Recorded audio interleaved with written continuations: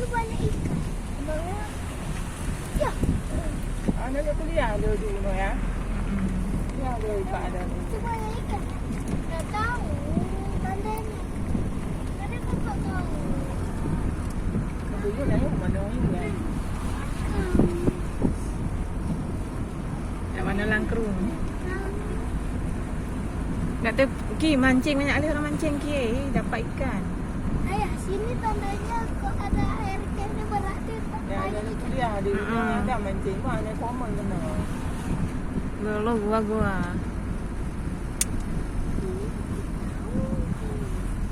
Awak tu tahu ikan ni.